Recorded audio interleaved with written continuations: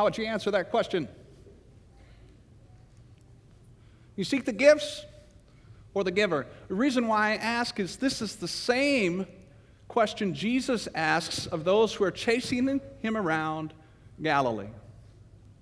Well, actually, he doesn't ask the question as much as he answers the question. You are seeking me not because you saw signs, but because you ate your fill of the loaves.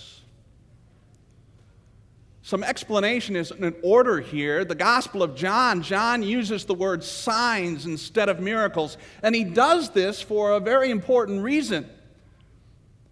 Because the miracles aren't about the miracles. They're about the miracle worker. They are signs that point to something greater, to someone greater, and his name is Jesus. The trouble, however, is that the people who were chasing him around Galilee were more interested in the miracles than they were the miracle worker. They were more interested in the gifts than the giver. And who can really blame them, because they had been part of the feeding of the 5,000 plus women and children. They had seen him take 5 loaves and 2 fish and feed multitudes, so much so that they even got to take a bag home with them. And so they were interested to know more about this Jesus and what he could do for them. You are seeking me not because you saw signs, but because you ate your fill of the loaves. Is this you? Do you seek the gifts or the giver? Yes. I mean, could that be your answer? I think that's kind of my answer. I do. I'd be lying if I said I don't seek the gifts that God has for me, but I'd like to think that I also seek the giver. Maybe the question should be, do you seek the gifts without any connection to the giver? Pastor Kennedy, I think it was somewhere down in Florida, at some point said, the Christians in America want God to bless America without having to deal with God. Is that you? This opens up a can of worms of historical proportion, namely that people of all time are seldom, if ever, content. Seldom, if ever, content. And people are always wanting more and seeking greener grass. And this is kind of highlighted in the Old Testament, isn't it? That long reading from our scripture this morning, we hear of the children of Israel who had been abused for 400 years as slaves. And now they're free. They're free, but they're not happy. They're not content, and instead they're grumbling. Oh, I wish we could go back to being slaves. And then they over-exaggerate how wonderful the past was. But it's not just the children of Israel. You know, they get the manna, they get the quail, and then we read a little bit further, and what do they do again? They grumble. Maybe that's a reflection of your own life. You're not willing to say that God hasn't provided, but you're in the midst of grumbling. And amazingly, us Bible-believing, church-going people can get caught up in this and even use Scripture to support our grumbling. Have you ever done that? I'll give you an example. The appointed psalm for today is from Psalm 145. I guess we probably should have read it, but this is one section of Psalm 145. O Lord, you satisfy the desire of every living thing. Well, there it is. It says in Scripture that the Lord satisfies. And so when we read this or misread it, and then we look around and see what other people have, we start to compare. And when we compare, it leads us to complaining. Because we begin to think that we're not getting what we deserve or desire.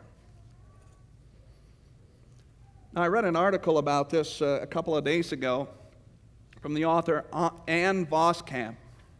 She wrote in this article, and she says that we spend far too much time comparing and complaining and not nearly enough time being content.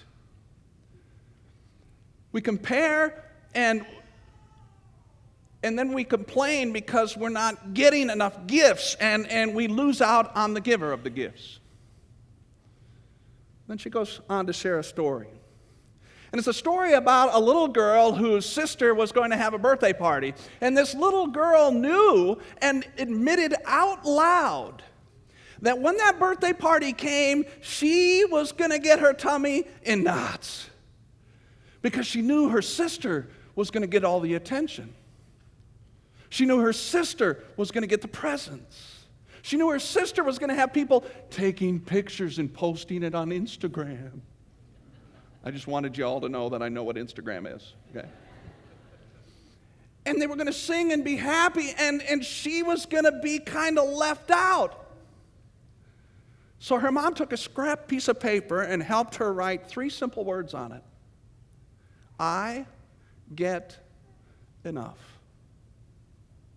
And her mom told her, hang on to that scrap of paper and pull it out even during the party if you need it, to remind yourself that you get enough. You get enough presents.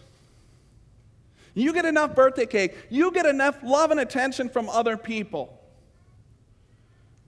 And she declared, I'm not going to lose this paper, because if I do, I'll forget and my life will be a mess because I'll forget. But that's what we do, don't we? Out of the mouths of babes come biblical truths.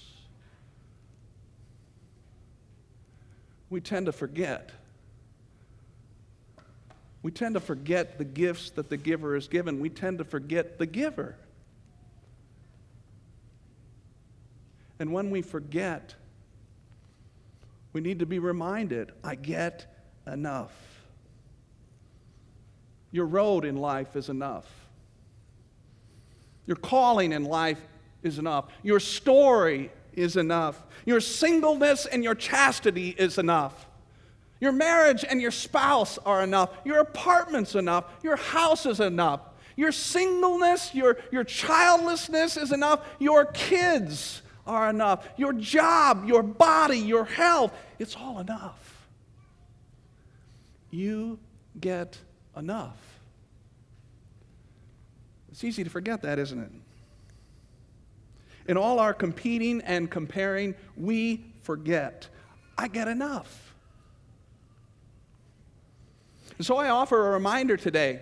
This is what Jesus was offering for those who were following him around Galilee. You get enough. You get enough because you get the giver.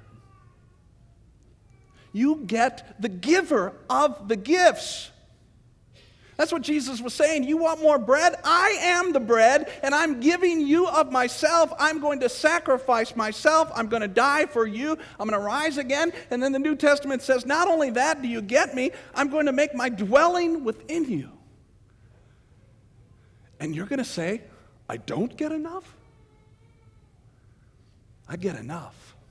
And because Jesus has chosen to dwell within me, I get enough of his grace. I get enough of his mercy. And when I get enough of his grace and mercy, I know that I get enough of his love. I get enough. And yet there are times where myself, and I'm sure you, forget this, don't you? You forget that you get enough. You know what you need to do when you forget that you get enough? In the story of Christianity, you need to stop and give thanks. Sounds kind of crazy, but this is the gist of John 6.